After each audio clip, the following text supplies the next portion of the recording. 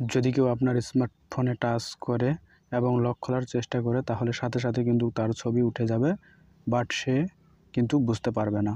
পরবর্তীতে আপনার স্মার্টফোনটি হাতে নিয়ে দেখতে পারবেন কে আপনার ফোনের লক খোলার চেষ্টা করেছে। তাহলে চলুন মূল ভিডিওতে যাওয়া যাক। নতুন নতুন ভিডিও পেতে চ্যানেলটি সাবস্ক্রাইব করে পাশে থাকবেন। শুরুতে গুগল প্লে স্টোর থেকে একটি অ্যাপস ডাউনলোড করতে হবে। আমি চলে যাচ্ছি গুগল প্লে স্টোরে। প্লে স্টোরে আসার পর সার্চ বারে লিখবেন হাউ টাচ মাই ফোন।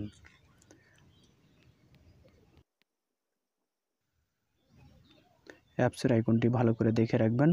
সময় বাঁচানোর জন্য আমি আগেই ইনস্টল করে রেখেছি, আপনি ইনস্টল করে নেবেন। ইনস্টল করার পর ওপেন বাটনে ক্লিক করবেন। ওপেন করার পর এরকম একটি ইন্টারফেস দেখতে পাবেন, আপনি এখানে অ্যাকসেপ্ট করবেন। অ্যাকসেপ্ট করার পর এখানে আপনি 5 বার ক্লিক করবেন। 5। ওকে, এখন আপনি পাওয়ার বাটনের মতো একটি বাটন দেখতে পাবেন, ওই বাটনে ক্লিক করবেন। ক্লিক করার পর এখানে পারমিশন চাইবে, আপনি পারমিশন দিয়ে দিবেন। ওকে, এখানে অ্যালাউ করে দেবেন। ওকে, এখানে আপনি এটা অন করে দেবেন। অন করে দেওয়ার পর এখানে অ্যালাউ চাইবে, আপনি অ্যালাউ করে দেবেন। ওকে, এখন ব্যাকে আসবেন। ব্যাকে আসার পর এখানে আপনার কাজ শেষ।